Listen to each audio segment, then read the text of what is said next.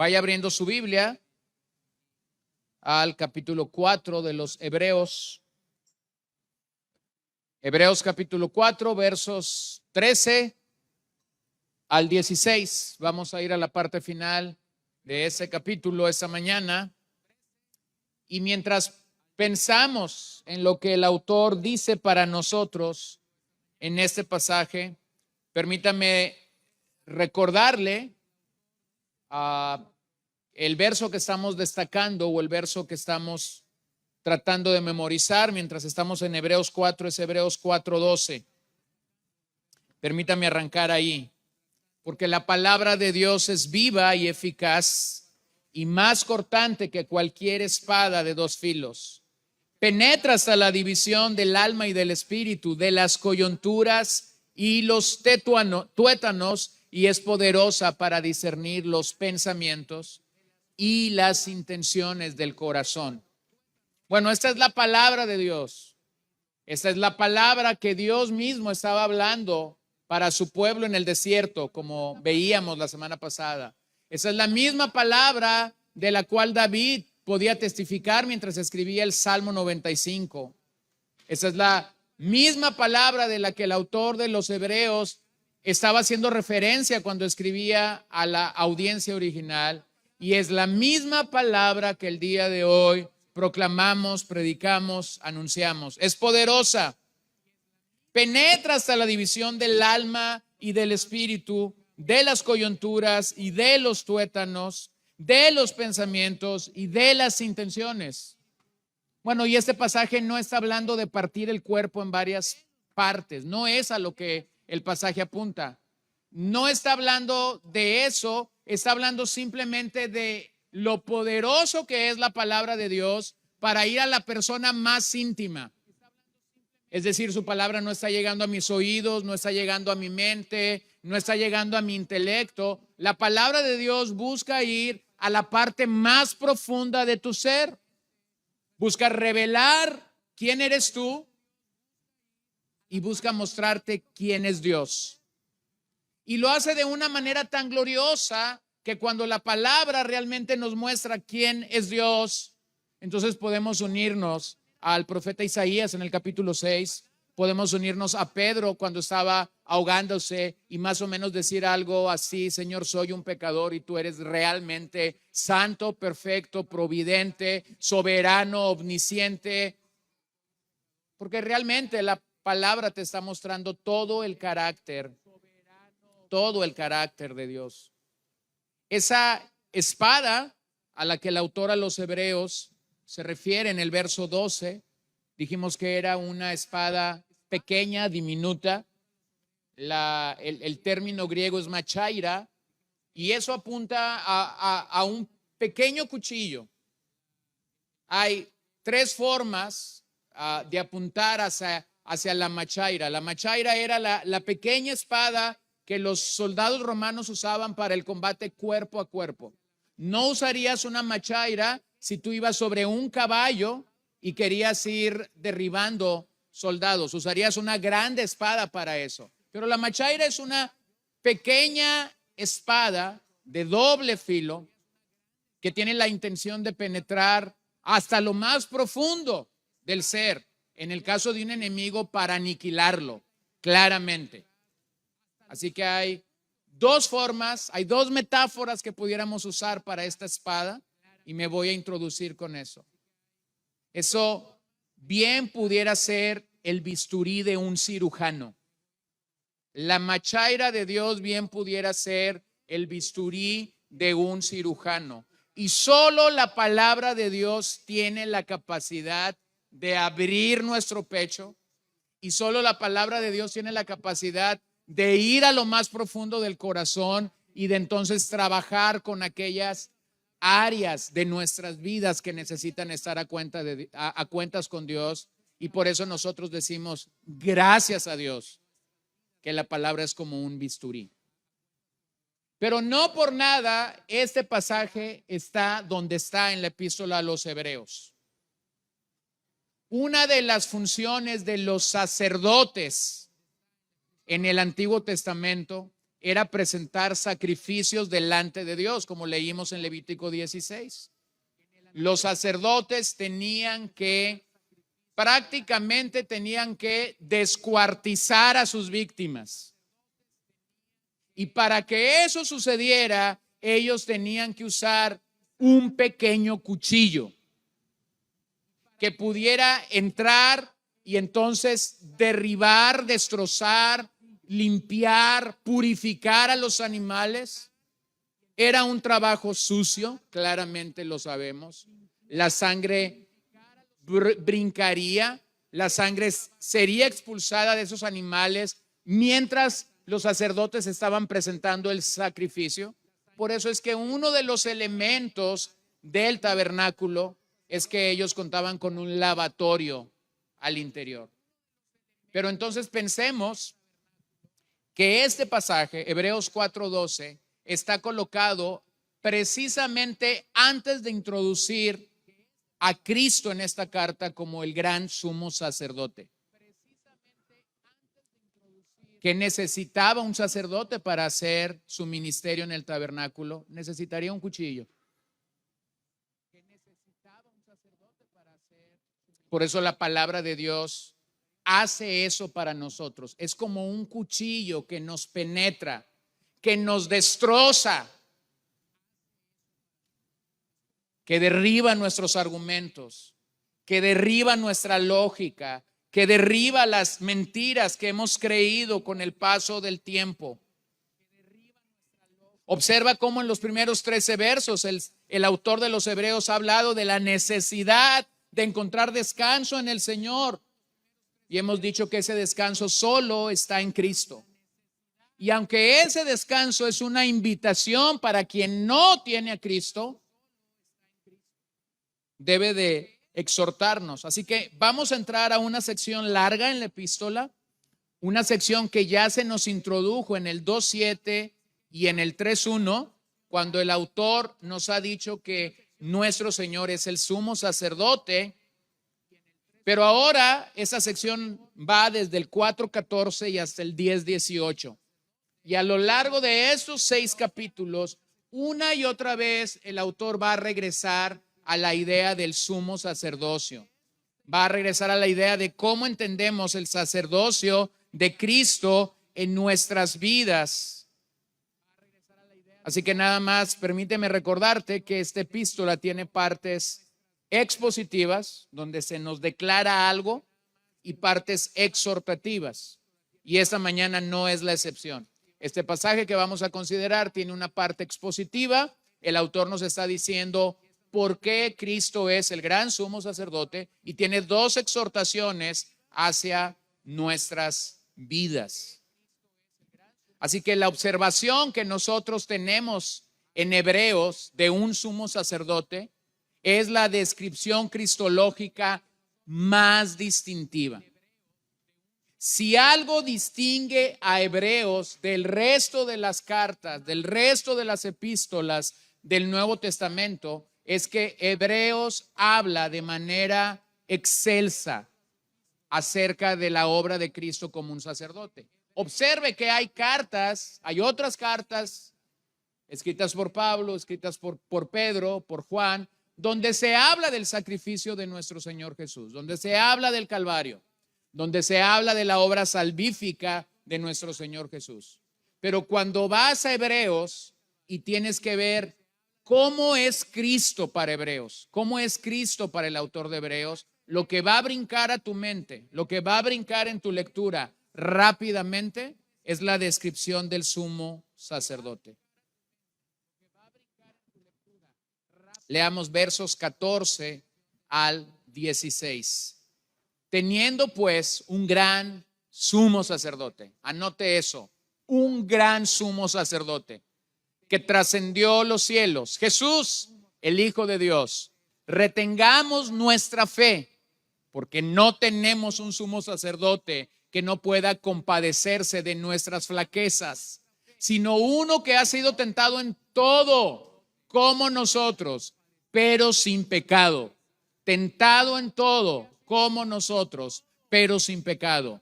Por tanto, acerquémonos con confianza al trono de la gracia para que recibamos misericordia y hallemos gracia para la ayuda oportuna.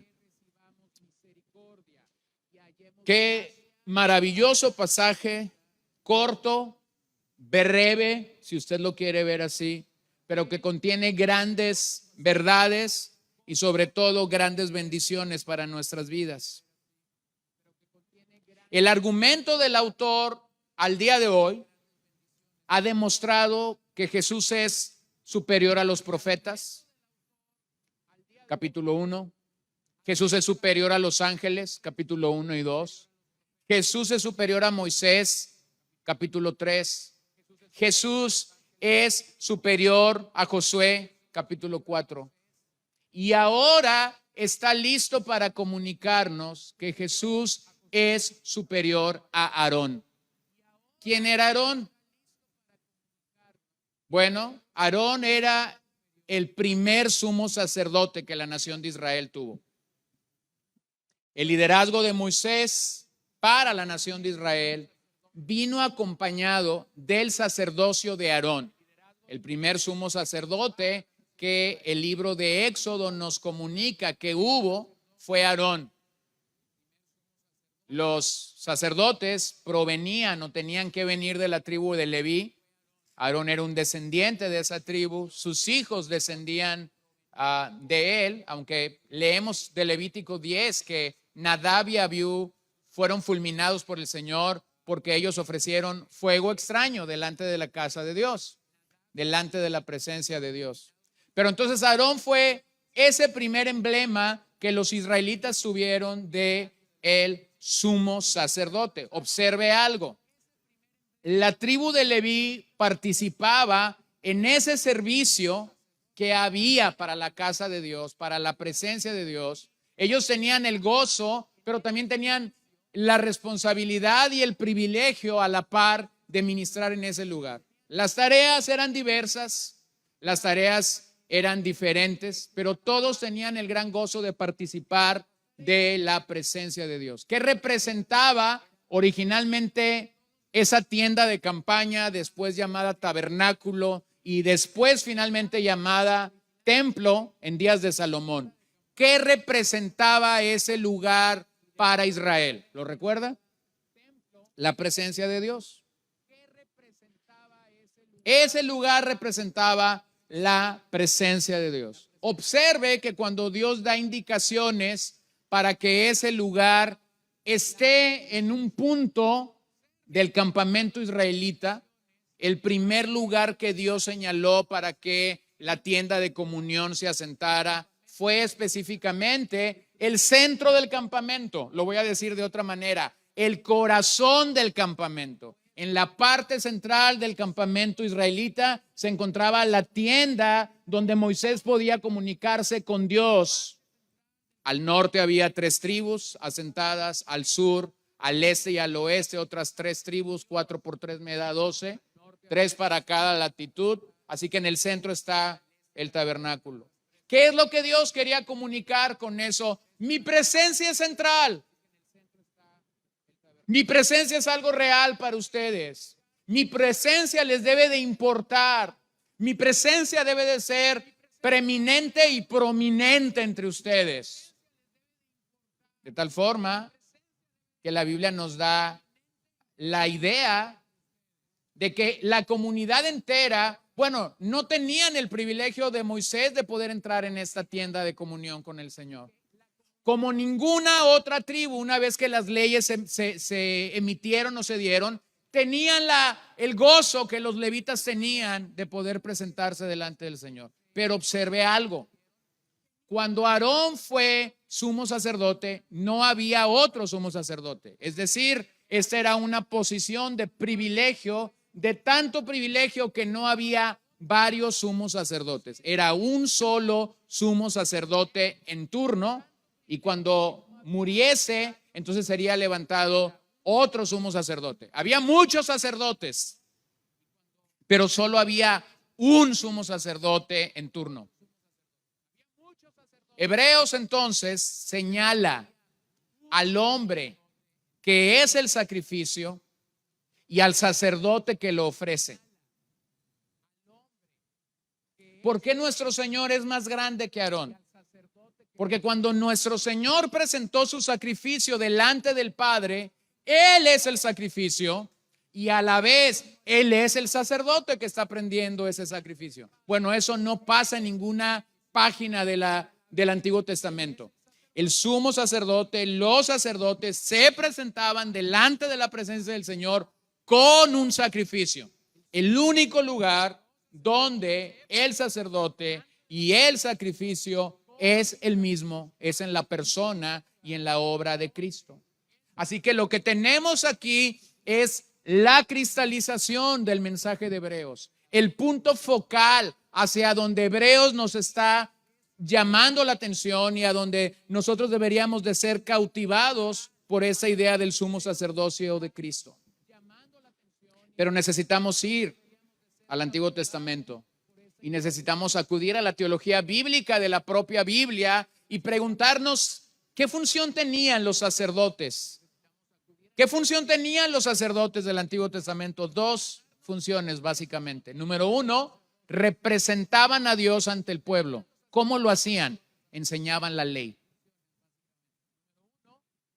Los sacerdotes representaban a Dios delante del pueblo. ¿Cómo lo hacían? Enseñaban la ley.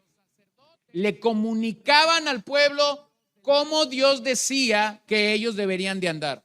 Le comunicaban al pueblo cómo Dios decía que ellos tenían que vivir.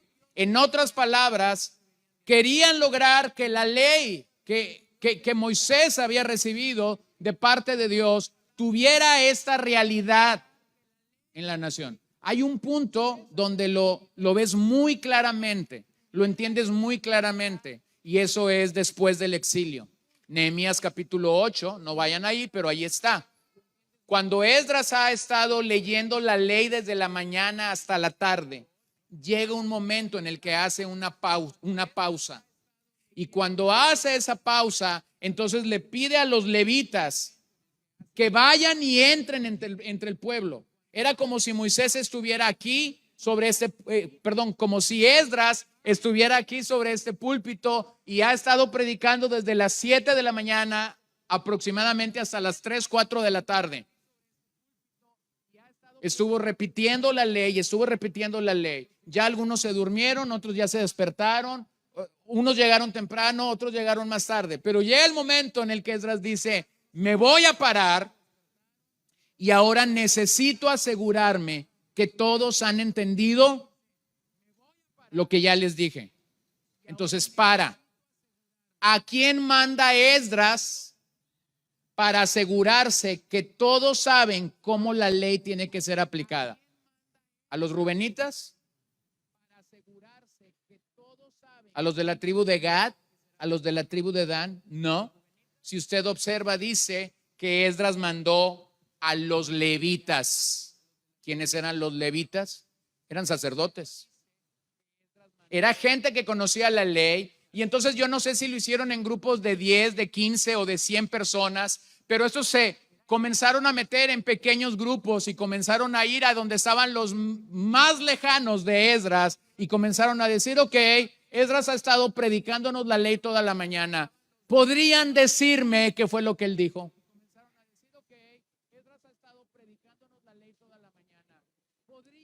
Lo voy a hacer de una manera contemporánea. Es como si yo esta tarde, a las 5 de la tarde, tomara mi teléfono y comenzara a hablar a cada uno de ustedes y les hiciera la pregunta, ¿podrías decirme de qué se trató el mensaje? Es decir, asegurarme que realmente entendiste lo que tenías que entender. Pues, pastor, el mensaje estuvo muy bonito. Sí, pero ¿de qué se trató? Pues, pastor, usted llevaba un pantalón azul y una camisa blanca. Pareciera ser que esa camisa blanca tenía algunos puntitos azules. ¿No me estás diciendo nada relevante? Pudiera venir con una camisa verde, rosa o negra o de cualquier otro color. Y eso no es relevante para tu vida.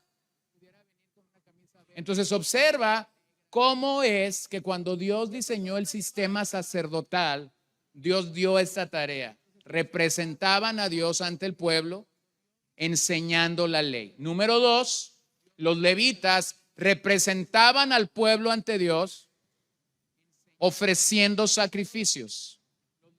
La segunda parte es que ofrecían sacrificios. Primero, representaban a Dios delante del pueblo enseñándoles la ley. Segundo, representaban al pueblo delante de Dios ofreciendo sacrificios. Ellos se acercarían a Dios, ellos eran los encargados de esta presentación de sacrificios en el tabernáculo y más tarde en el templo.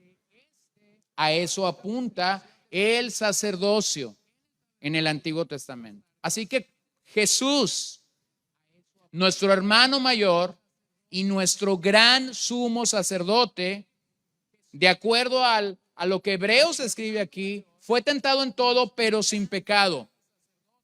Y como resultado de ello, nosotros podemos acercarnos al trono de la gracia de Dios con confianza. Entonces, permítame considerar 3 cosas bien sencillas el día de hoy. Número 1, ¿quién es ese sumo sacerdote? Y número 2, revisar las 2 exhortaciones prácticas que hay aquí para nuestras vidas. Entonces, ¿quién es este sumo sacerdote? Observe algo. Cuando Hebreos lo presenta, no lo presenta como el sumo sacerdote. ¿Cuál es la expresión que hay antes de sumo sacerdote? Un gran sumo sacerdote. Aarón fue el primer sumo sacerdote. Aarón fue el modelo que muchos sacerdotes siguieron. Pero de Aarón nunca se dijo que era un gran sumo sacerdote.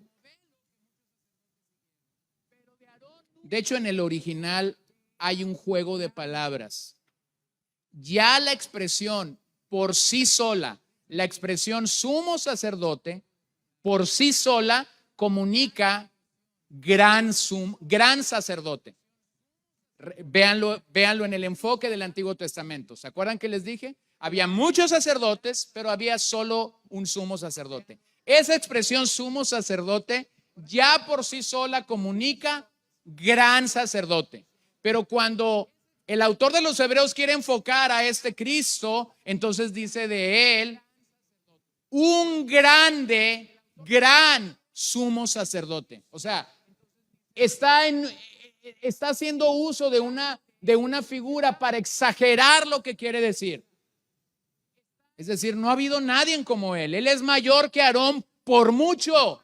Y por eso utiliza la expresión un gran sumo sacerdote. Pero cuando pensamos en ello hay que anotar algo. Este es un sacerdote diferente. Cuando Jesús encarna, cuando Jesús viene a la vida en forma de ser humano, recuérdeme bajo qué tribu vino. Él era un descendiente de la tribu de Judá. ¿Qué tribu es a la que se le encargó el sacerdocio en el Antiguo Testamento? ¿Leví? Bueno, entonces tenemos aquí un contraste. Tenemos a alguien que no pertenece a la tribu de Leví y que sin embargo el autor lo está llamando un gran sumo sacerdote. Este es un sacerdocio diferente al que representó Aarón como miembro de la tribu de Leví. Aquí se legitimiza un sacerdocio distinto o diferente del de Aarón. Cada vez que un sumo sacerdote moría, entonces simplemente era sustituido.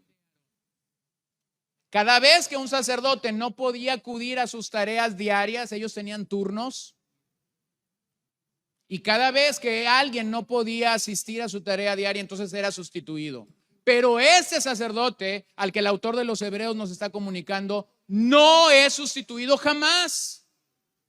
Por eso es que continuamente vamos a encontrar la expresión a partir de este capítulo que él murió una sola vez y para siempre.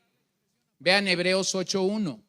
Ahora bien, el punto principal de lo que se ha dicho es este: tenemos tal sumo sacerdote que se ha sentado a la diestra del trono de la majestad en los cielos. se ha sentado a la diestra de la majestad, del trono de la majestad en los cielos. Bueno, cuando lees del trabajo de los sumos sacerdotes, cuando ellos entraban al lugar santísimo, ellos nunca estaban sentados.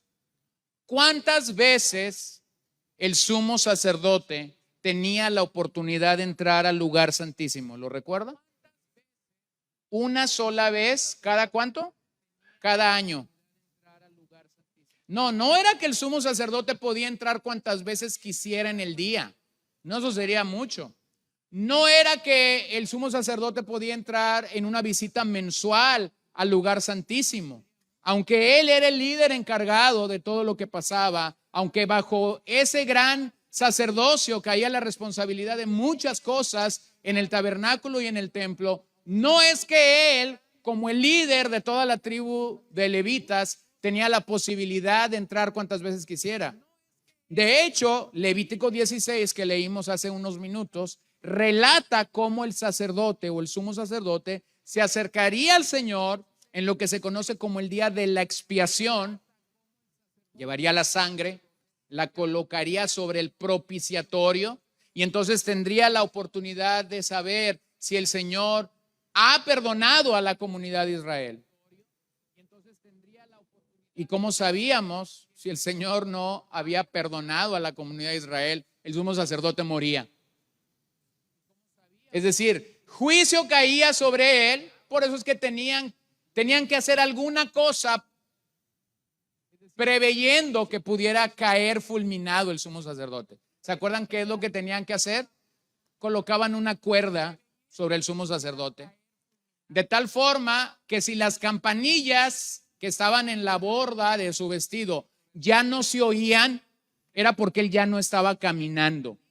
Y si eso pasaba así, entonces los levitas que estaban detrás no podían cruzar la cortina interior que dividía el lugar santo del lugar santísimo. Entonces tendrían que hacer uso de la cuerda y comenzar a sacar al sumo sacerdote. ¿Cómo lo sacarían? Muerto. ¿Qué significaba eso? El Señor no les ha querido perdonar. Entonces ese sumo sacerdote nunca se podía sentar porque entraba por una sola vez al año a ministrar a Dios. Sin embargo, cuando se nos dice que nuestro sumo sacerdote está en los cielos a la diestra del trono de la majestad, se nos dice que Él está ¿cómo? Sentado. ¿Qué significa eso? Está descansando de su obra. Está descansando de su obra. Eso es algo glorioso cuando lo puedes entender a la luz del Antiguo Testamento. Así que nuestro sumo sacerdote es presentado entonces según el orden de Melquisedec. No era de la tribu de Leví. Como descendiente de Judá, no podía ser sacerdote. En el Antiguo Testamento, nunca un rey fue sacerdote y nunca un sacerdote fue rey. En el Antiguo Testamento, nunca un rey fue sacerdote, nunca un sacerdote fue rey. ¿Se acuerdan qué fue el reclamo de Samuel contra Saúl?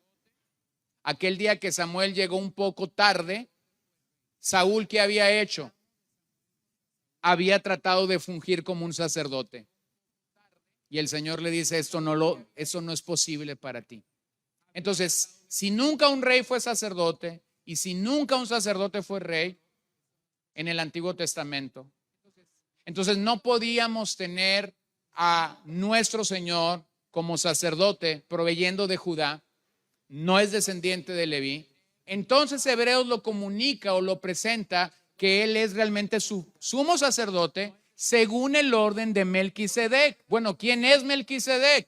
Génesis capítulo 14. No vamos a llegar allí esta semana, pero en una próxima semana vamos a ir a Génesis 14. ¿Cómo presenta Génesis 14 a Melquisedec? Es la única persona a la que en el Antiguo Testamento, y esto es antes de la ley, Es la única persona en el Antiguo Testamento a la que se le conoce como sacerdote y rey a la vez. ¿Lo ves? Es el único.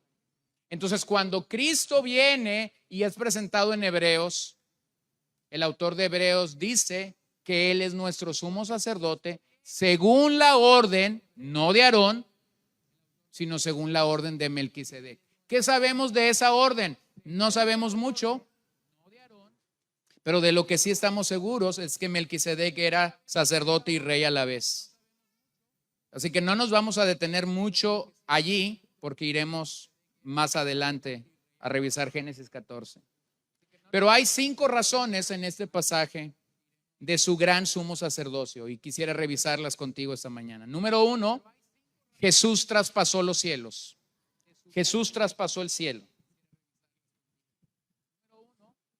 Jesús traspasó los cielos. Jesús traspasó el cielo. Como sumo sacerdote, Él traspasó el cielo.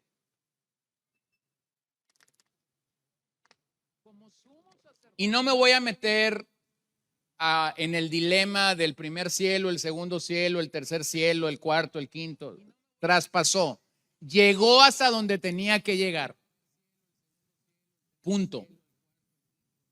Los sumos sacerdotes no tenían ese privilegio. El sumo sacerdote, de acuerdo a Levítico 16, traspasaba la cortina interior del tabernáculo. Usted recordará que el tabernáculo era una casa de campaña. Tenía varias cortinas que lo cubrían, que lo guardaban. Pero la cortina más sagrada era precisamente la que dividía el lugar santo del lugar santísimo. ¿Qué había detrás de la cortina del lugar santo? Bueno, estaba el arca del pacto. En esa arca de pacto, como testimonio de lo que Dios había hecho, estaba la ley del Señor, estaba la vara de Aarón que había reverdecido cuando aquella sublevación o aquella rebelión se quiso levantar en contra del liderazgo levítico. Y había el testimonio de cómo el Señor alimentó a la nación de Israel. Eso es lo que estaba en el interior de una caja de madera que arriba de ella tenía una placa de oro llamada el propiciatorio, y sobre esa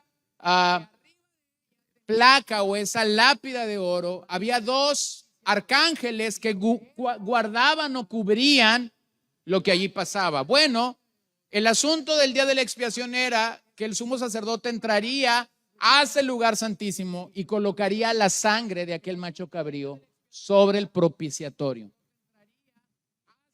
¿Qué traspasaba el sumo sacerdote en los días de Israel? Él no traspasaba el cielo. El sumo sacerdote en los días de Israel traspasaba la cortina interior, la cortina entre el lugar santo y el lugar santísimo. En el original, estas cortinas tenían nombres. Se cree que la primer cortina que el sumo sacerdote cruzaba se llamaba el camino, la segunda se llamaba la verdad y la tercera se llamaba la vida. Así que cuando tú escuchas de Juan 14:6 que Jesús dice, yo soy el camino, la verdad y la vida, realmente lo que él está diciendo es, yo soy el tabernáculo. Ya no es el tabernáculo, yo represento la presencia de Dios. Entonces el sumo sacerdote cruzaba la cortina llamada la vida. Pero ahora nosotros en Hebreos tenemos una gran verdad. El Señor traspasó el cielo. ¿Para qué? ¿Para qué traspasó el cielo? Bueno, traspasó el cielo para hacer precisamente lo que el sumo sacerdote hacía una vez que traspasaba la cortina interior, para hacer expiación por los pecados del pueblo. En otras palabras, vamos a entender esto. El tabernáculo fue una copia de la realidad celestial. El tabernáculo fue una imagen, fue una copia de la realidad celestial, del gran sumo sacerdote presentando su obra expiatoria por nosotros. Pero ahora este gran sumo sacerdote ha llegado a la presencia del Padre para alcanzar algo mucho más grande para su pueblo que simplemente un perdón anual. ¿Lo puedes entender? El perdón que el sumo sacerdote lograba para su pueblo en el Israel del desierto era un perdón anual. 12 meses después, nuevamente el sumo sacerdote tendría que entrar al lugar santísimo para obtener de parte de Dios un perdón anual. ¿Cómo es el perdón que Dios nos ofrece en la persona de Cristo? Permanente, seguro, firme, porque está anclado en Cristo. No es un perdón de ahorita, pero no de mañana. No es un perdón de si tus obras son buenas. No es un perdón momentáneo o circunstancial. No es un perdón porque cantas coritos. No, es un perdón realmente total para nosotros. Vean cómo el propio libro de Hebreos da testimonio de ello. Hebreos 7:26.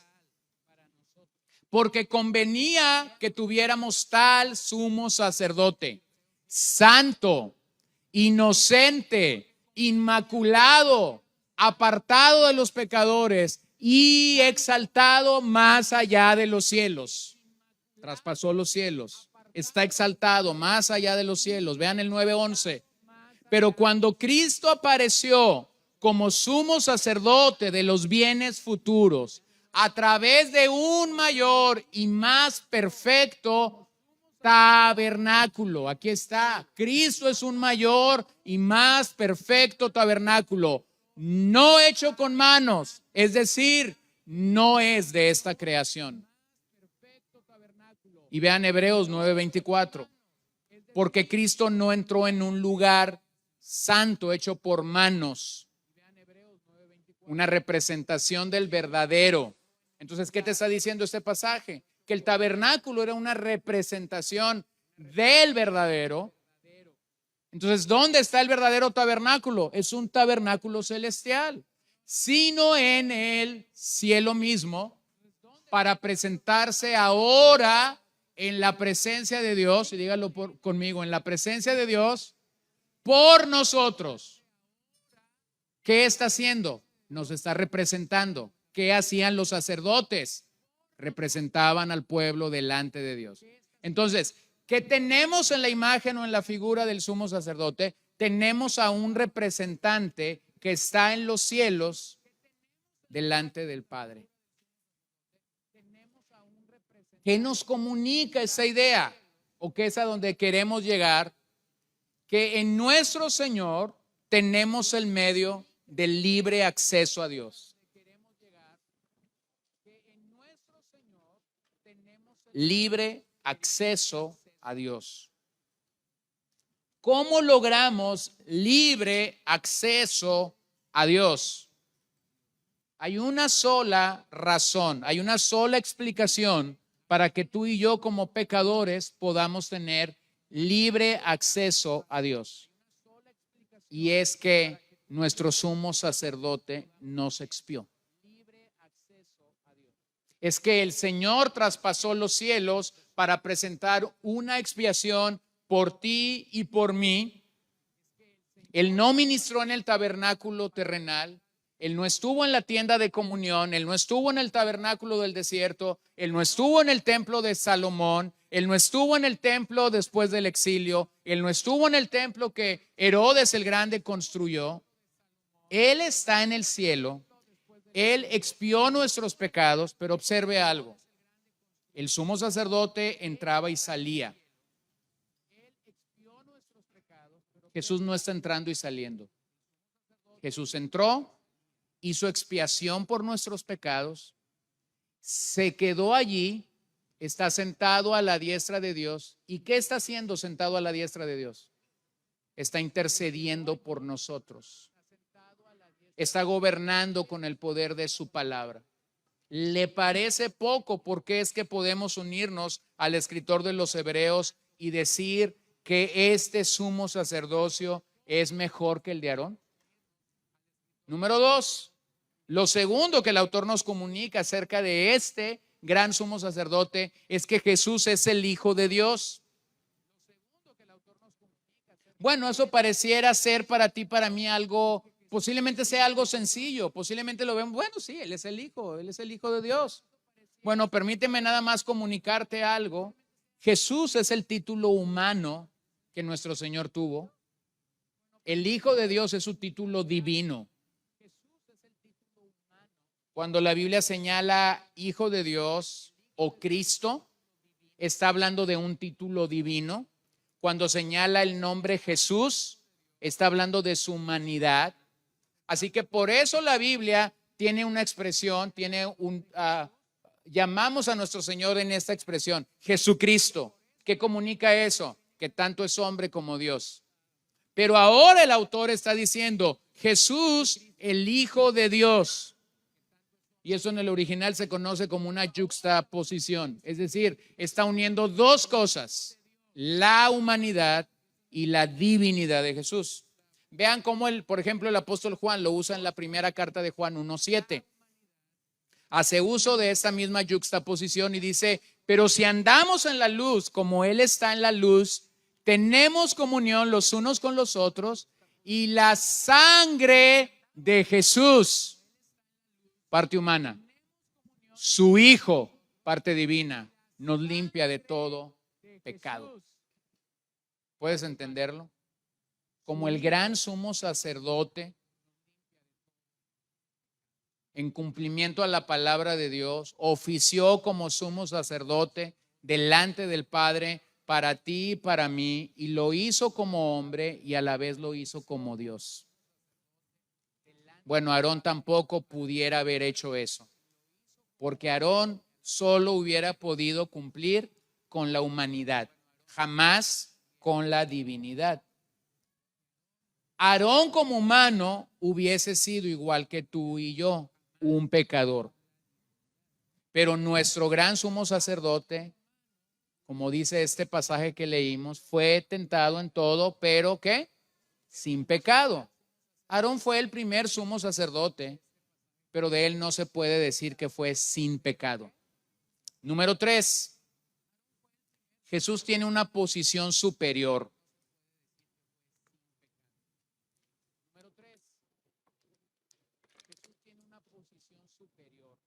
Jesús tiene una posición superior. De nadie más en las Escrituras se dice que fue tentado en todo, pero sin pecado. Es decir, fue susceptible de ser tentado, pero jamás pecó. Mateo capítulo 4, Lucas capítulo 4, cuando ellos comunican que él fue tentado en todo por Satanás, pero sin pecado.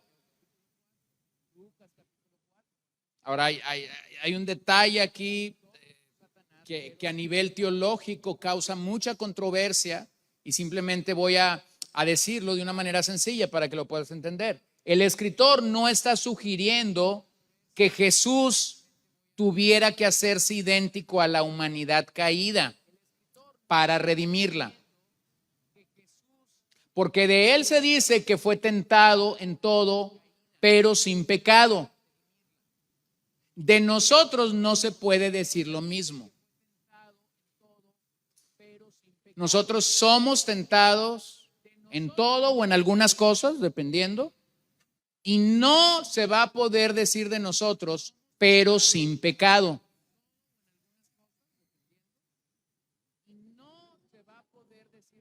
Es como cuando tú tienes cierta enfermedad y no puedes comer algo, ¿no? No sé si harinas o azúcar o chiles, no sé, lo que tengas, diabetes, gastritis, colitis o todo lo que termine en itis, ¿no? Entonces tú no puedes comer algo, te invitan a una fiesta y resulta que desde que entras hay una mesa con todo lo que no puedes comer y hasta el final hay una larga mesa de cosas que no puedas comer. Y si tú eres más o menos un buen religioso, vas a entrar por esa puerta y vas a decir algo como esto: Señor, has prometido que voy a pasar por el agua y no me voy a ahogar. Has prometido, Señor, que voy a pasar por el fuego y no me voy a quemar, pero con esta no puedo. Así es la tentación. Tenemos un mecanismo en nuestra mente donde aparentemente estamos muy fuertes, muy sólidos, muy seguros, pero de repente somos asaltados en lo más íntimo de nuestros apetitos, en lo más profundo de nuestro ser. Ahora recuerde lo que el verso 12 dice. La palabra de Dios es viva y eficaz, que penetra, y nuevamente digo, ahí cuando dice para partir el espíritu y el alma, no es un pasaje desde donde nosotros podamos decir que el ser humano tiene alma y espíritu, porque no está comunicando eso. Lo que el pasaje te está comunicando es que la palabra llega hasta lo más profundo del ser. Entonces, ¿a dónde llegan nuestras tentaciones? Hasta lo más profundo del ser. ¿Qué es lo que quiero? Simplemente por contexto quiero que vayas entendiendo algo. Nuestro ser, nuestro hombre interior se va a ver fortalecido solo por el poder de la palabra de Dios morando en nuestras vidas. Observen algo también cuando hablamos de este tema del pecado y de la tentación. Cuando los sacerdotes o el sumo sacerdote entraba para ministrar al Señor, tenía que sacrificar a 2 machos cabríos. Primero tenía que sacrificar a un macho cabrío por sus pecados y por los de su familia. Y una vez que había sacrificado a ese macho cabrío, entonces tendría que sacrificar a un segundo macho cabrío por los pecados de toda la nación. Pero ¿qué dice Hebreos? Que nuestro Señor fue tentado en todo, pero sin pecado. Así que cuando Él se acerca para ministrar en el tabernáculo celestial, Él no tiene que hacer 2 ofrendas. Él no tiene que hacer una ofrenda por su propio pecado y después una ofrenda por todos nosotros. Él hace una sola ofrenda por nuestros pecados, no por los suyos. Porque aunque fue tentado en todo, nunca pecó. Su naturaleza no era pecaminosa. Su naturaleza no era pecaminosa. Así que de nuevo el autor está regresando a lo que ya nos dijo en el 2:17-18. Por tanto, tenía que ser hecho semejante a sus hermanos en todo. Es decir, encarnó, se cansó, comió, sufrió, tuvo el deterioro de cualquiera de nosotros, a fin de que llegara a ser un sumo sacerdote, observen, misericordioso y fiel en las cosas que a Dios atañen, para hacer propiciación por los pecados del pueblo. Pues, por cuanto él mismo fue tentado en el sufrimiento, es poderoso para socorrer a los que son tentados. Este pasaje es totalmente similar al 2:16 cuando nos dice que nos acerquemos al trono de gracia para encontrar el oportuno socorro a través de 2 vías, misericordia y gracia. Entonces, ¿por qué tuvo que ser tentado? Si no tenía una naturaleza pecaminosa, si no pecó, ¿por qué tenía que ser tentado? Por puro contexto llego a la conclusión. Porque es poderoso para socorrer a los que son tentados. En otras palabras, voy a usar una palabra que le suene mejor, para ser empáticos con nosotros. Él sabe que no podemos en nuestra debilidad. Y entonces cuando sabe que no podemos, sigue ministrando en el tabernáculo celestial. Señor, aquí está mi hijo. Nuevamente va a tener delante de sí esta tentación.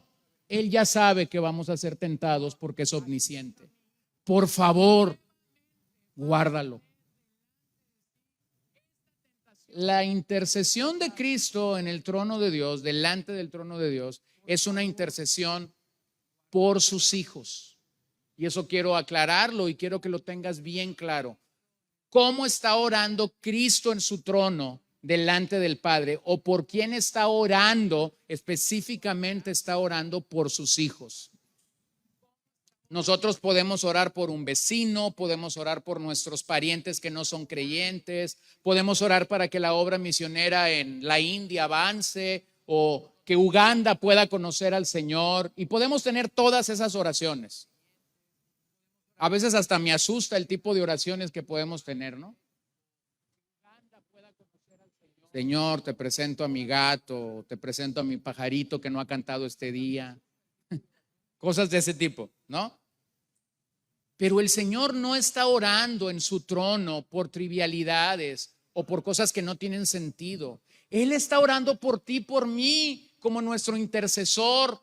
Y antes de que la tentación llegue, Él está pidiendo para que nosotros podamos recibir la gracia de Dios en ese momento. ¿Por qué? Porque está siendo empático con nuestra humanidad. Un comentarista bíblico dice: lo que nosotros y ellos necesitábamos no era un compañero perdedor, sino uno ganador. No uno que compartiera nuestra derrota, sino uno que fuera capaz de llevarnos a la victoria. No un pecador, sino un salvador. En Cristo tenemos no a un pecador, sino a un salvador. Entonces nuestro Señor es el personaje clave que mantiene la relación entre Dios y su pueblo. La expresión de Hebreos en el capítulo 4, flaquezas o debilidades. Una palabra griega que se refiere a la debilidad o a nuestra tendencia a pecar. En otras palabras, lo que el autor de Hebreos dice es que somos tentados a hacer el mal. Somos tentados a hacer el mal. Esa es la naturaleza de todos los pecados. Tentados a hacer el mal. Observe que aquí no hay una lista como prostitución, drogadicción, robo, asesinato, secuestro. No hay una lista. Porque todo pecado, con el nombre que le quieras poner, cuando realmente buscas su origen, el origen es esto: una tendencia a hacer el mal. Hay una tentación en el hombre a hacer lo malo. No metas tus dedos en el contacto. Ahí está el niño metiendo los dedos. No comas pastel. Ahí estás recogiendo todos los pasteles que están delante de ti. No comas carne. Allí estás comiendo toda la carne que nunca has comido en toda tu vida. Es una tentación a hacer lo malo.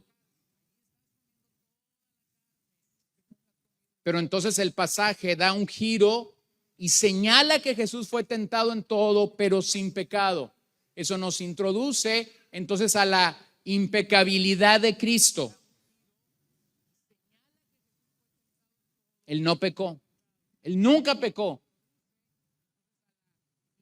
Sin embargo, Él llevó nuestros pecados al madero.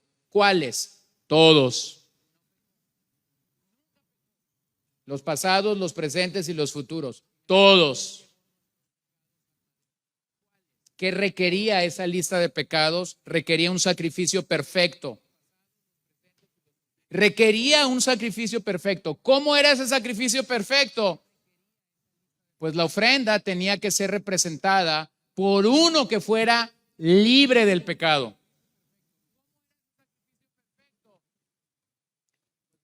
Así que nosotros hacemos bien en distinguir entre tentación y pecado. Todos somos tentados. Pero eso no significa, ser tentado no significa que vamos a pecar. De hecho, si triunfas sobre la tentación, entonces no pecaste. ¿Cierto? Si cedes a la tentación, entonces pecaste. Entonces, a veces, hermanos, nos sentimos mal porque ya está la tentación tocando a la puerta de nuestro corazón. Mi hermano, si la tentación está tocando a la puerta de la tentación, no deberías de sentirte mal. Deberías correr al trono de Dios porque hay gracia para ti, gracia oportuna. No te sirve mucho que digas, estoy siendo tentado.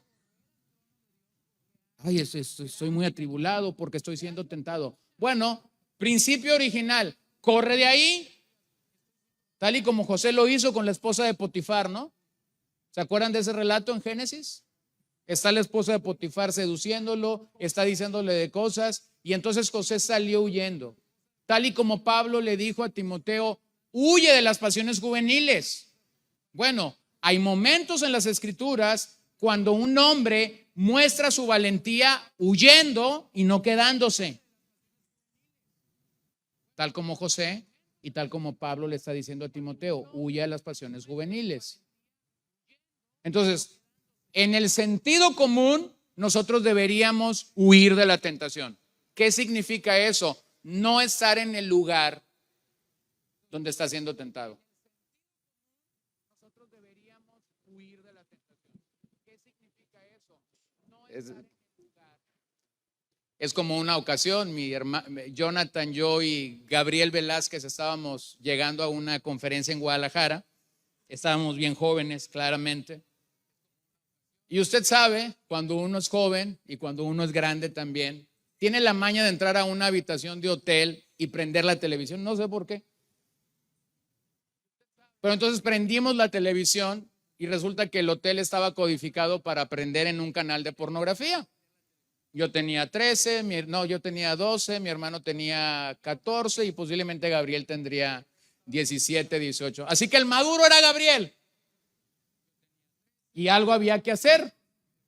Y no recuerdo si fui yo, si fue mi hermano el que había prendido la televisión, pero ya no recuerdo quién era, pero lo que hicimos fue tirar el control. Bueno, esa no era la opción más rápida. Pero entonces recuerdo la opción de Gabriel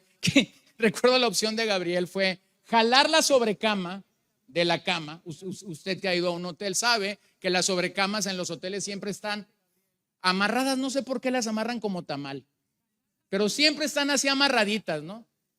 Y entonces Gabriel jaló la cobija y en lugar de echársela a la tele, se le echó sobre él. Y él fue acercándose a la tele y buscando dónde estaba la cosa ahí, el apagador, ¿no? El punto donde picar. Ya después nos cayó el 20 de que cubrió nuestros ojos, pero no cubrió los de él.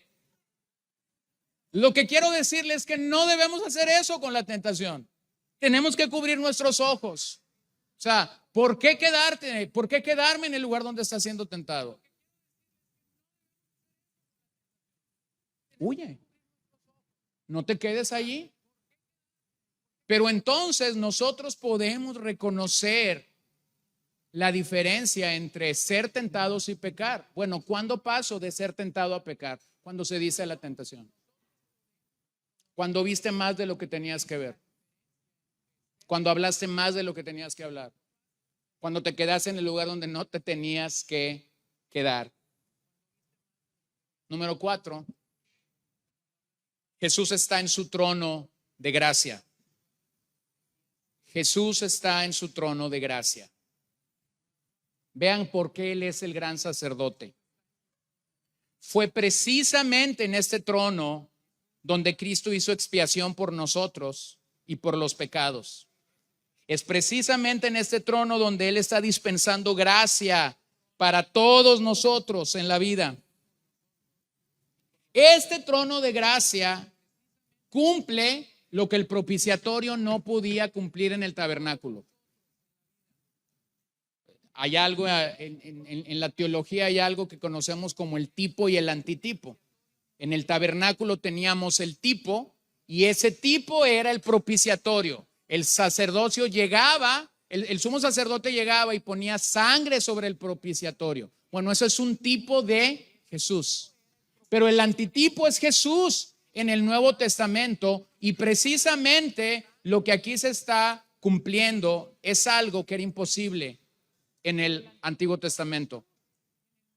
El antitipo del propiciatorio, del santuario terrenal, el día de hoy ya no es una señal.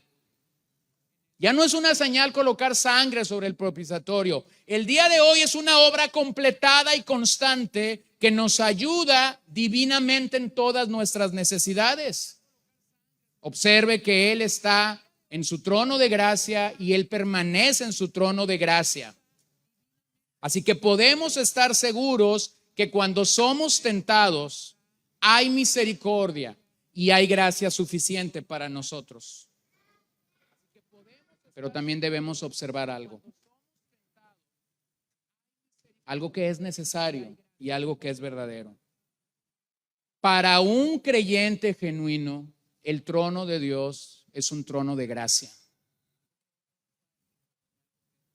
Y eso es una gran bendición, hermano. Pero para alguien que vive bajo la esclavitud, para alguien que vive bajo el dominio de Satanás, para alguien que vive haciendo lo que deshonra el nombre de Dios, este trono es un trono de ira. Este trono es un trono de juicio. ¿Cómo llegamos entonces? ¿Cómo pasamos de que ese trono de juicio se convierta en un trono de gracia? Solo por la obra del sumo sacerdote.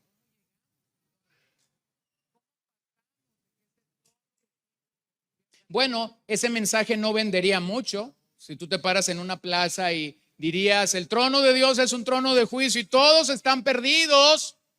Bueno, no, a lo mejor vas a recibir piedras y tomates rápidamente, porque la idea que la gente tiene es, Dios es bueno, Dios me está dando una chance, la vida es corta, hay que vivirla, después me pongo a cuentas. Pues esa es la naturaleza, ese es el humanismo gritándonos que tú eres tu propio Dios. Pero ese trono de gracia, mientras nosotros no ponemos nuestra vista y nuestra fe en el Señor, realmente es un trono de juicio. Salmo capítulo 5 es tan claro cuando dice que el Señor está con su arco y está tensado contra el pecador. Eso de estar tensado, ese que está tensado, es que está la flecha colocada sobre el arco y solamente tendría que hacer esto para que la flecha fuera. ¿Cómo llegamos a esa gracia? Solo por la obra de nuestro Señor.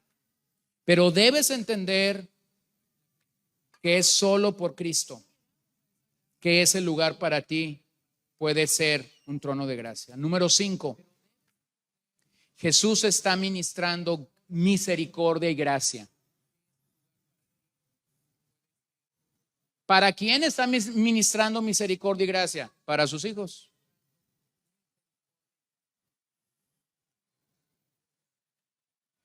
Bueno, misericordia y gracia no están ahí como palabras románticas o poéticas. ¿Qué es misericordia? Misericordia es la respuesta de Dios a nuestro pecado cuando hemos sucumbido a la tentación. ¿Qué necesita un cristiano que cedió a la tentación, que sucumbió a la tentación? Necesita la misericordia de Dios. Entonces tenemos misericordia para cuando hemos sucumbido a la tentación, pero también tenemos gracia. Y gracia es aquello que Dios nos da para sostenernos en medio de la tentación. Mi hermano, esto no es un juego. No te estoy diciendo con eso que acabo de comunicar que pidas la misericordia de Dios siempre sobre tu vida, porque realmente un cristiano no va a depender de la misericordia de Dios en ese sentido. Un cristiano que es tentado, ¿qué va a pedir? Gracia. ¿Para qué es la gracia? Para no ceder a la tentación. Y si ese plan falla, no porque Dios no te dé su gracia, sino porque tu propio pecado y tu propia concupiscencia te llevaron a esa tentación, entonces, mi hermano, para ti hay misericordia. Pero esto no es un juego. ¿Lo ven? No es un juego. Porque algunos pudieran decir, me voy a agarrar de la paleta de la misericordia y nunca voy a depender de la paleta de la gracia de Dios. No, no es así.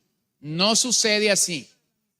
Hay un orden en este pasaje donde el Señor está comunicándonos precisamente esto. El comentarista bíblico Warren Wiersbe dice, misericordia quiere decir que Dios no nos da lo que merecemos.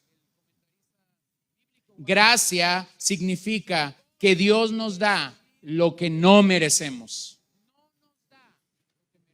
Entonces estás siendo tentado, pides la gracia de Dios, la gracia capacitadora de Dios, la gracia que te fortalece para poder no ceder a la tentación. Y lo haces, y cuando lo haces sabes que no es por tu propia capacidad o por tu propia fuerza, sino que Dios vino y te dio lo que tú necesitabas.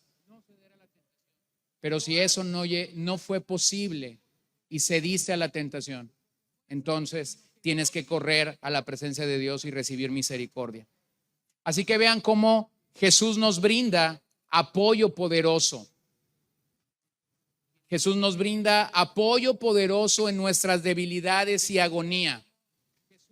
Él nos está realmente ayudando de una manera maravillosa, derramando, dispersando misericordia y gracia, y lo está haciendo a través de su intercesión. Él es y será el único sacerdote que puede librarnos de la tentación. Ahora observa algo. ¿Cuál era el saludo común de las cartas de Pablo? El saludo común entre muchos de los creyentes del primer siglo era esto: gracia a vosotros. Y gracia a vosotros es más que un saludo. Gracia a vosotros es un recordatorio de lo que tú y yo vamos a necesitar de este lado del cielo hasta que no seamos llamados a su presencia. ¿Qué vamos a necesitar para enfrentar nuestros problemas, nuestras adversidades, nuestras debilidades? ¿Qué vas a necesitar? Buenas relaciones públicas, no, hombre. Un buen seguro de gastos médicos, fallan. ¿Qué vamos a necesitar mientras estamos de este lado? Gracia. Gracia. Segunda de Corintios 4:15. Porque todo esto es por amor a ustedes, para que la gracia que se está extendiendo por medio de muchos haga que las acciones de gracias abunden para la gloria de Dios. Esta gracia que se está extendiendo, segunda de Corintios 9:8. Y Dios puede hacer que toda gracia abunde para ustedes, a fin de que teniendo siempre todo lo suficiente en todas las cosas, abunden para toda buena obra. ¿Qué tenemos? Dice Pablo, tenemos la gracia. Segunda de Corintios 12:9, Él me ha dicho, te basta mi gracia, pues mi poder se perfecciona en la debilidad. Por tanto, con muchísimo gusto me gloriaré más bien en mis debilidades, para que el poder de Cristo more en mí. Entonces, ¿qué está diciéndote el Señor? Bueno, a veces voy a recordarte que eres débil. A veces voy a tener que recordarte que eres débil, para que cuando tú recuerdes que eres débil, entonces tengas firme y claro lo que le tuve que enseñar a Pablo. Te basta mi gracia. ¿Qué es lo que está haciendo la gracia? Está perfeccionándote en medio de las debilidades. Efesios 1:7, en Él tenemos redención mediante su sangre, el perdón de nuestros pecados según las riquezas de su gracia. Estas riquezas de la gracia de Dios son inagotables, son incalculables, nunca las podremos tener juntas. Porque el día de mañana, cuando vuelvas a ser tentado, entonces necesitas correr a la mina de la gracia de Dios y necesitas obtener la pepita de oro que hay allí en la mina de Dios, que comunica esa gracia divina de Dios para tu vida. Efesios 2:7, a fin de poder mostrar en los siglos venideros las sobreabundantes riquezas de su gracia. ¿Cómo son? Sobreabundantes riquezas de su gracia, por su bondad para con nosotros en Cristo Jesús. Así que, hermano, en Jesús tenemos una máxima autoridad con Dios en el cielo y el conocimiento personal de nuestra condición humana.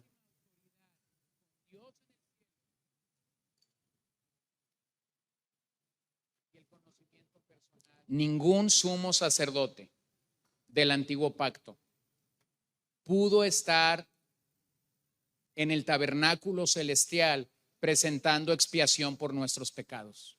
Ni el más grande de ellos, Aarón, pudo estar delante del trono de Dios haciendo expiación por nuestros pecados. Entonces, no hay hombre que pueda tener la autoridad que nuestro sacerdote goza en el cielo. delante del Padre. Pero tampoco hay ni un solo ángel en la miriada de los ángeles que hay en el cielo que pueda empatizar contigo y conmigo como humanos. Ellos no entienden nuestras debilidades humanas. Jesús sí.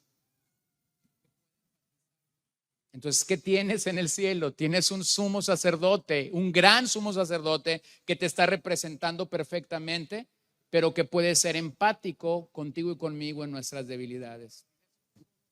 David Barth señala, la doctrina del sacerdocio de Cristo da por sentado que somos pecadores débiles, fracasados y propensos a caer.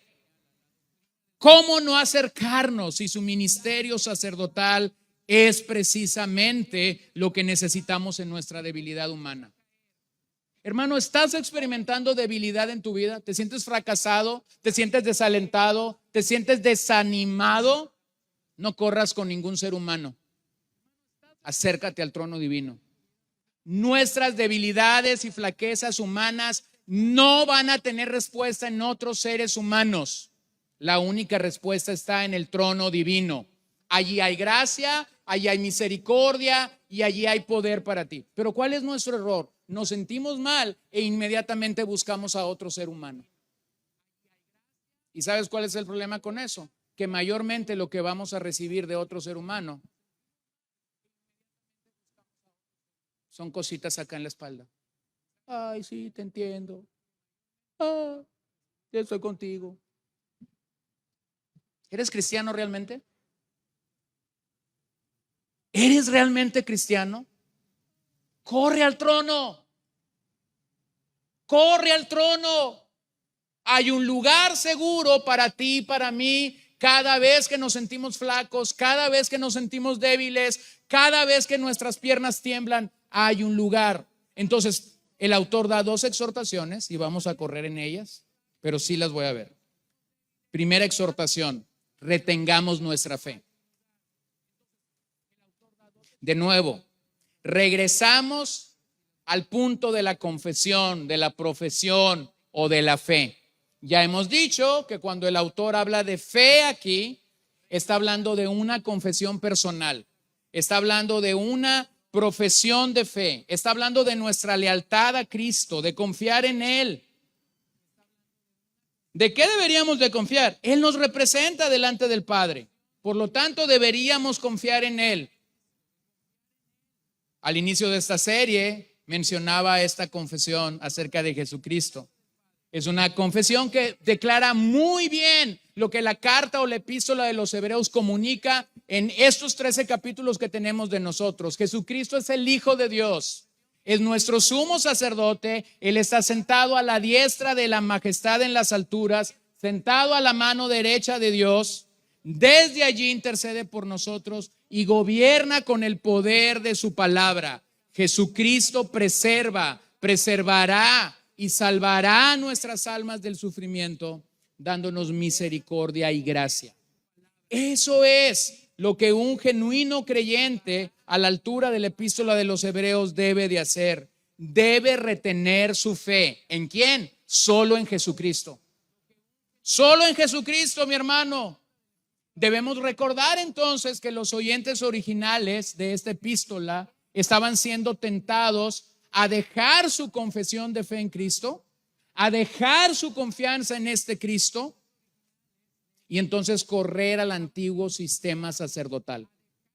Ellos querían seguir viendo, todavía el templo en Jerusalén está activo, todavía se están presentando en esta hora sacrificios al estilo de Levítico.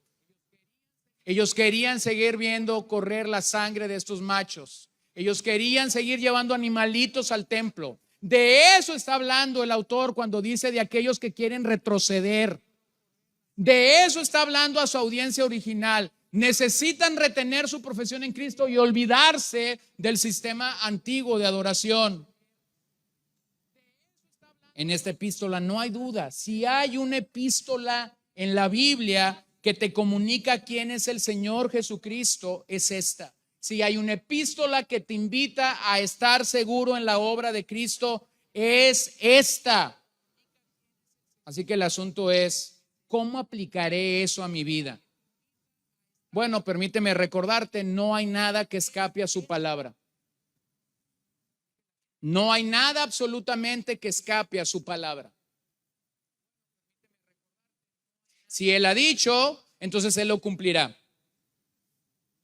Vean estos dos pasajes, Hebreos 3:6. Pero Cristo fue fiel como hijo sobre la casa de Dios, cuya casa somos nosotros, si retenemos firmes hasta el fin nuestra confianza y la gloria de nuestra esperanza. Ese retener hasta el fin no te está hablando de hacer obras.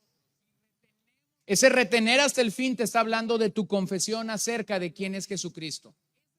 ¿Es confesión, es profesión o es fe? Y vean el 10:23, mantengamos firmes la profesión de nuestra esperanza sin vacilar, porque fiel es aquel que prometió.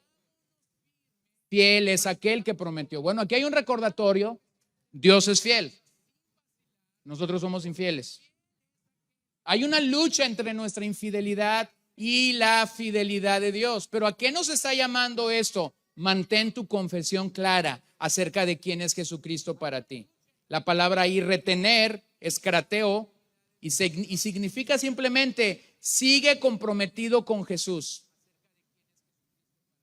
Mantén tu confesión pública de quién es Jesús. Y es una palabra que se repite 47 veces en todo el Nuevo Testamento.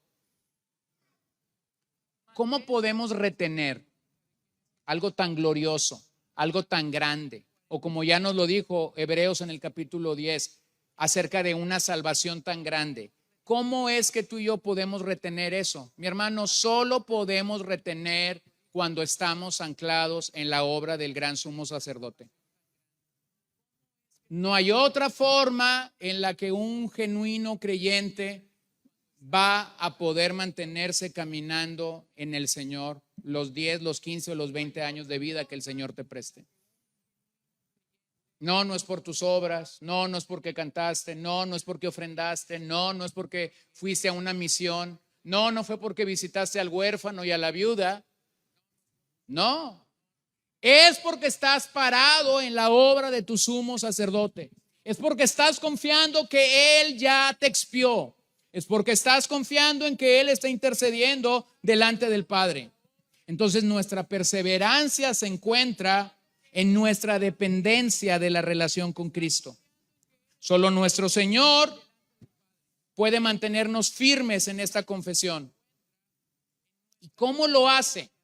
Si el autor dice que ha traspasado los cielos, sí, traspasó los cielos, pero se identifica con tu humanidad. Históricamente los cristianos han confesado la muerte, la sepultura, la resurrección, la ascensión del Señor y estamos confiados en la venida del Señor también. Somos llamados a no olvidar estas grandes verdades del Evangelio, aun cuando enfrentamos la prueba y la tentación.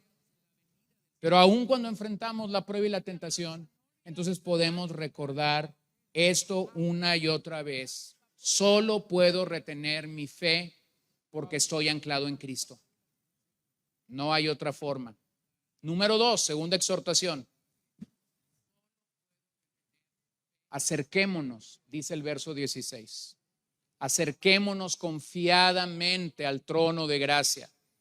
Hay una invitación a todo creyente genuino a acercarse. A acercarse. Cuando mi hija menor, que duerme entre su mamá y su papá todavía, ha llegado la noche y veo cómo es que ella se pega lo más que puede a su mamá. Lo más que puede estar pegada, arriba de ella literalmente. Y cuando yo de repente le digo, ¿otra vez me vas a dejar solo? Usted puede imaginarse esa cama, mi esposa y mi hija del lado derecho y un huecote en el medio. Y cuando yo le digo, ¿otra vez me vas a dejar sola? Ella tiene una frase que cuando estaba estudiando ese pasaje me lo recordó. Acércate, papá, acércate. Vente para acá, o sea, no me voy a mover. ¿Sí entienden? ¿Sí entienden lo que quiero comunicarles? Ella está diciendo, este es mi lugar. El que estás lejos eres tú. ¿Quieres tener el combo completo? Acércate. Bueno, aquí está Dios y está dándote una invitación. Acérquense. Acérquense al trono de gracia. ¿Quién va a escuchar esta invitación de parte de Dios? Un verdadero hijo. Un verdadero creyente va a poder decir, mi Padre me está hablando, mi Padre me está invitando. ¿Y por qué sabemos eso? Porque gozamos de libre acceso a la presencia del Padre por la sola obra del sumo sacerdote. El acceso seguro a Dios era un privilegio sacerdotal en el Antiguo Testamento. Estaba reservado para aquellos que pertenecían a la tribu de Leví y que podían acercarse una vez al año. Pero en ese acerquémonos pues confiadamente al trono de la gracia, cabemos tú y yo como sus hijos. Ahora permíteme enriquecer esa expresión acerquémonos. Es un verbo en tiempo presente. Nos habla de un aspecto de nuestra relación cristiana que debe de ser continuo. Es decir, ¿cuándo me debo acercar al Señor? ¿Cuándo el Señor me está invitando a que me acerque a Él? Siempre. Siempre. Siempre el Señor está dispuesto a recibirnos si tú y yo nos acercamos a Él. ¿Cómo debe darse ese acercamiento? El pasaje te lo dice, con toda confianza. Este acercamiento delante de Dios debe de ser con toda confianza y debe de ser constante.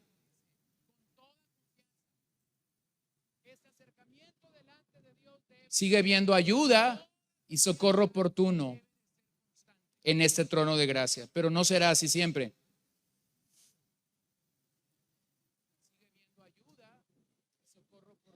Tienes que reconocer algo que hay aquí. Solo quien nos entiende perfectamente puede proveer de manera perfecta para nosotros lo que necesitamos en el día de la tentación. Él sabe lo que tú necesitas específicamente en el día de la tentación. Él lo sabe. Hebreos 7:25, por lo cual Él también es poderoso para salvar para siempre a los que por medio de Él se acercan a Dios, puesto que vive perpetuamente para interceder por ellos. Él está intercediendo, sí, qué glorioso, qué maravilloso, qué increíble obra de nuestro sacerdote, pero eso no nos deslinda de nuestro acercamiento. Hebreos 10:19-22, entonces hermanos, puesto que tenemos confianza para entrar al lugar santísimo por la sangre de Jesús, por un camino nuevo y vivo que Él inauguró para nosotros por medio del velo, es decir, su carne.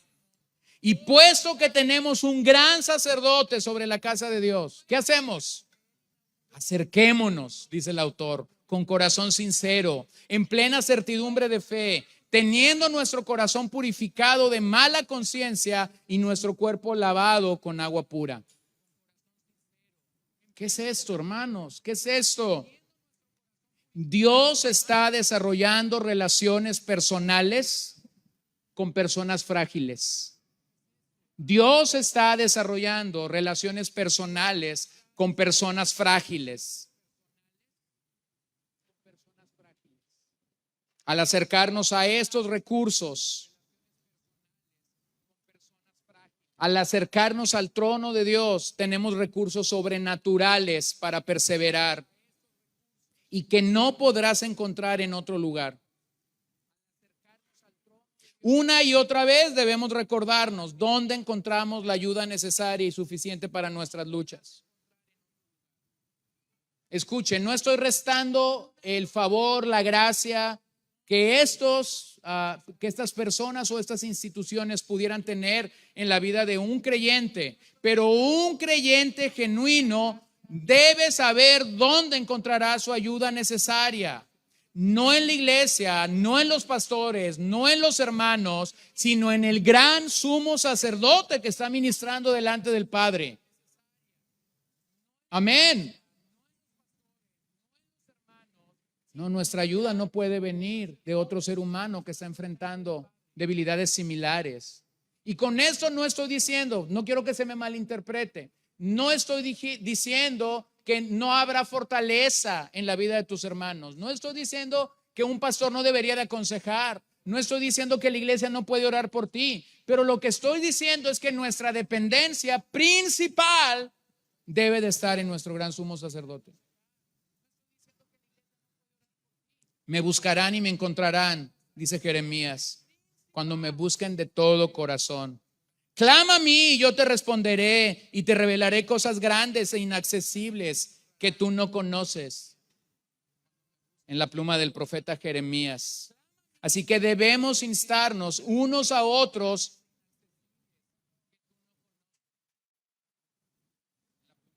con todas nuestras fuerzas para clamar, para acercarnos al Señor. Mi hermano, no vamos a alcanzar la tierra prometida en nuestras propias fuerzas. Hay muletas que a veces usamos, y cuando digo muletas me refiero a la ayuda que otras personas pueden darnos para lograr algo. Hay muletas que nos van a fallar. Corre al Señor. Corre al Señor. Su invitación y sus promesas siguen vigentes para ti. Corre al Señor. Él ha prometido gracia. Él ha prometido misericordia. Él ha prometido oportuno socorro para tu alma. El trono de la majestad es un trono de gracia. Es un lugar de aceptación para sus hijos. Primera de Corintios 10:13. No les ha sobrevenido ninguna tentación que no sea común a los hombres. Fiel es Dios, que no permitirá que ustedes sean tentados más allá de lo que pueden soportar, sino que con la tentación proveerá también la vía de escape a fin de que puedan resistirla. Mis hermanos, terminemos. La vida cristiana fuera desesperante y fuera inútil si no pudiéramos gozar del libre acceso al Padre, si no pudiéramos clamar, si no pudiéramos tener la libertad de decir: pequé este domingo en la noche, tengo que esperar 350 días más para yo poder solucionar este pecado que cometí delante del Padre. Mi hermano, déjame decirte lo que va a pasar en los 350 días de diferencia. Vas a seguir pecando. Esa era una realidad para Israel. Ellos tenían que esperar todo un año si eso pasaba así. Pero en la gracia y en la misericordia de Dios, Él entonces está diciendo: acércate, acércate a mí. Nuestro Señor fue tentado en todo, pero sin pecado. Pero eso pasó para que pudiera ayudarnos en nuestros días de tentación. Si fallamos en mantener nuestra profesión, eso no demuestra que Jesucristo ha fallado, porque Él nunca fallará. Si fallamos en sostener nuestra confesión, eso está hablando de nuestras faltas, de nuestros pecados, de nuestras fallas. Pero mi Cristo jamás falla. Él ha prometido y todo lo que promete lo cumplirá. Pero si hemos fallado, entonces podemos estar seguros de algo: hay misericordia y hay gracia en el trono de mi Dios.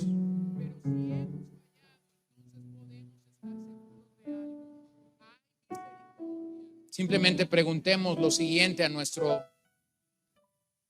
corazón, a nuestra mente: ¿tienes una fe centrada en Dios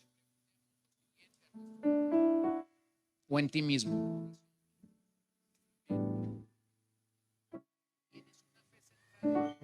La invitación de acercarnos a Dios en este pasaje no es algo natural, es una obra sobrenatural. Pero la pregunta que tú deberías de hacerte es: ¿responderé al llamado de Dios? Es Dios diciéndote: acércate, acércate a mí. ¿Acaso te puedes identificar esta mañana con un pródigo que abandonó la casa del padre? Posiblemente crees que no eres digno de regresar. Posiblemente crees que la ruta de regreso está bloqueada o cerrada para ti. Pero podrías ser sorprendido por el recibimiento del Padre. Mi hermano, confía que la ayuda vendrá. Y mientras la necesidad sea mayor de ayuda, entonces la ayuda vendrá en esa proporción. No es que Dios sea más grande que otros días cuando tú necesitas que Él te ayude. Pero no sé si te ha pasado que cuando su ayuda viene, pareciera que Dios es más grande. No, Dios es eterno. Dios ya era grande antes de que tú y yo naciésemos. Pero lo que tú estás simplemente percibiendo ese día es su gracia.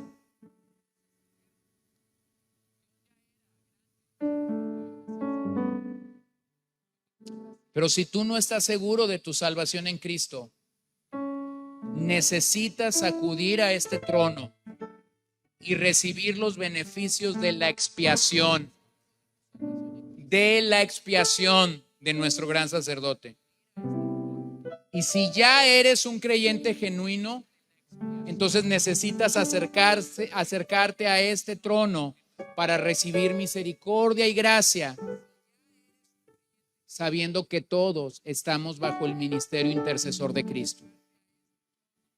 Así que observa cómo estas dos pequeñas exhortaciones tienen tanto que comunicarnos en la práctica de la vida cristiana. Puestos en pie. Y una vez más, antes de orar, simplemente dile al Señor: tu gracia es mayor. Tu gracia es mayor.